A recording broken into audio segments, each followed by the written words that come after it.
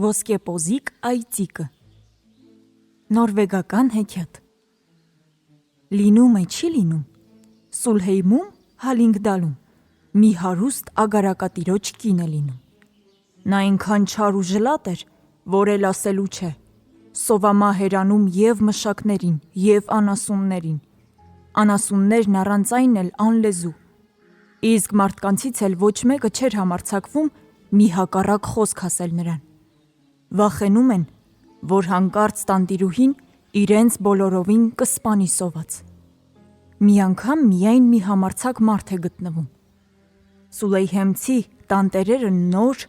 խոտանոց են սարքում։ Հինը ամբողջովին փտած է լինում ու քիչ է մնում փլվի։ Տանտերը հյուսն են հրավիրում, որ նոր խոտանոց սարքի։ Այդ հյուսնի անունը լինում է Պեր։ Սրա ձեռքից ամեն ինչ գալիս է, իսկ լավ աշխատողին էլ լավ կերակրել է պետք։ Բայց արի ու տես, որ սրան էլ են շատ խղճուկ կերակրում։ Տանտիրուհին ժանգագույն ձուկ է տալիս ու ջրի կաթի շիրա։ Բայց հյուսն էլ նրան չի խնայում։ Տանտիրուհին հենց սկսում է խոսել նրա հետ, նա պատասխանում է. «Ինչ ես ուզում, այ ժլատ»։ Հայհոյում է անպատվում տանտիրուհուն, այնքան վիրավորական ձևով, որ վերջում այդ կինը վախենում է նրա հետ խոսել։ Մի անգամ Պերը վերևում նստած գերաններն է հարմարեցնում, իսկ կողքով անցնում է տանտիկինը։ «Պեր,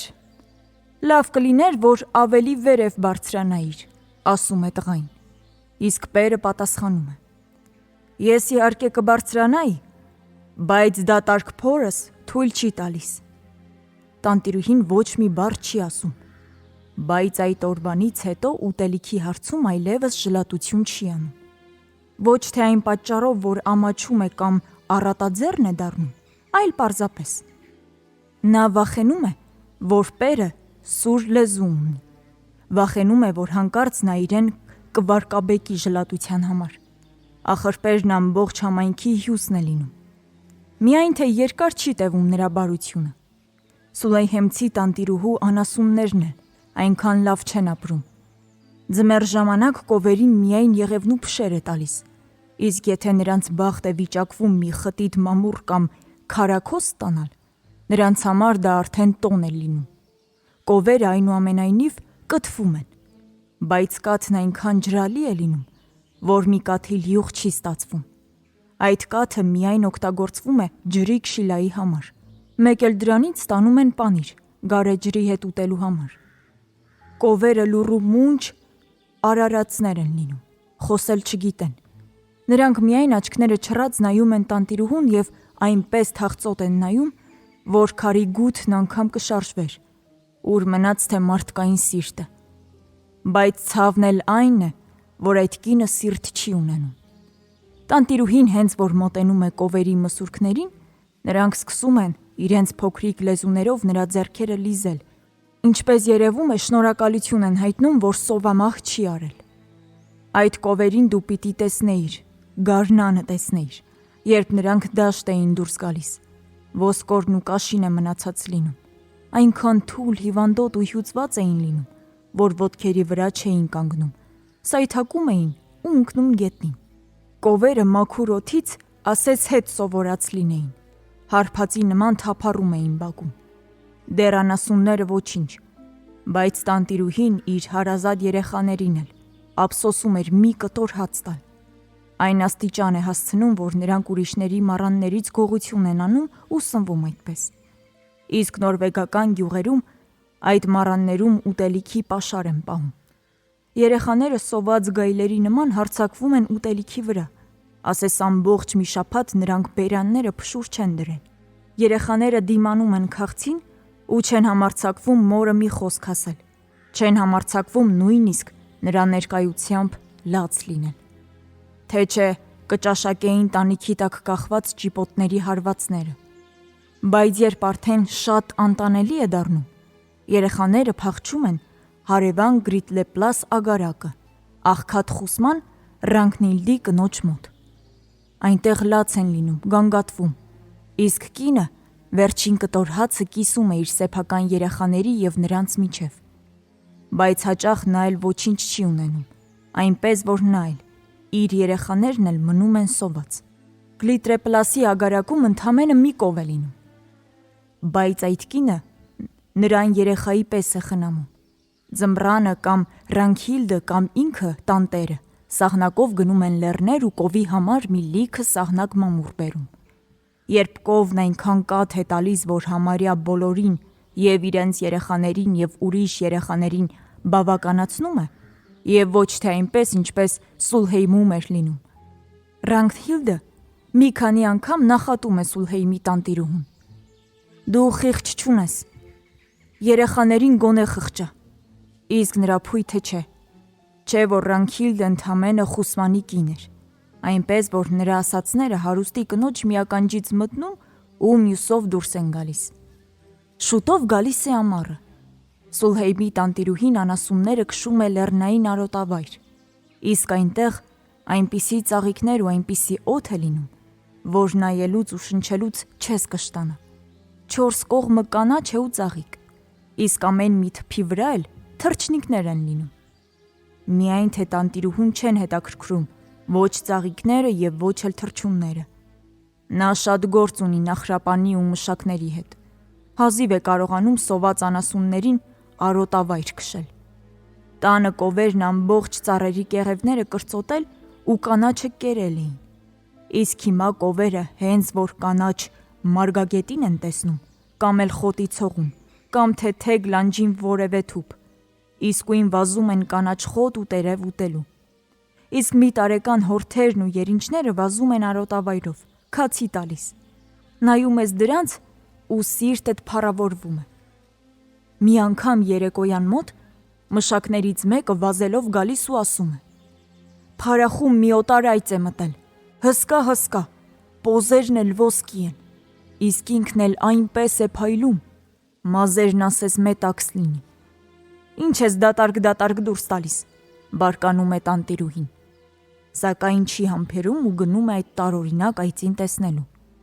Միայն թե նա այծի ոսկե եղջյուրները չի նկատում,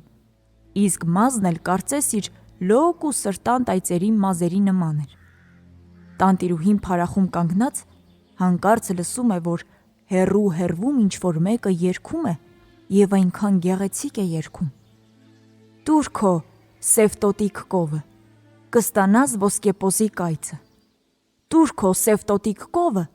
և կստանաս ոսկեպոզի կայծը»։ Համա թե բարկանում է սուլհեյմցի տանտիրուհին։ Ինչպես երևում է, հարևաններից մեկն ու մեկը ծիծաղում են նրա վրա ու ժլատության համար ձեռ առնում, հայհոյում ու գոռում է.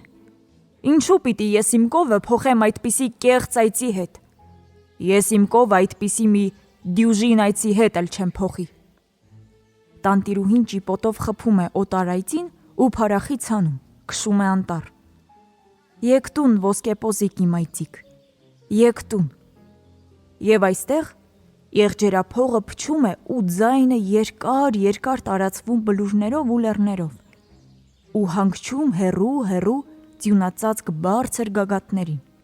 Մի քիչ հետո տանտիրուհին գալիս է տուն, իսկ նրանց փարախն է գալիս Ռանքիլդ Գլիրտրեն։ Գոլհեյմի տանտիրուհին աղքատ խուսմանի կնոջը թույլ էր տվել, որ նա իր միակ սև կովը արածացնի իր լեռնային արոտավայրում, ու դրա փոխարեն Ռանքիլդը պետք է մշակներին օգներ տնտեսական գործերում, և ոչ մեկը այդ կնոջից լավ չի կարողանում գործերը գլուխ բերել։ Այդքան որ ճարպիկ է լինում նա, այ տեսեք հիմա,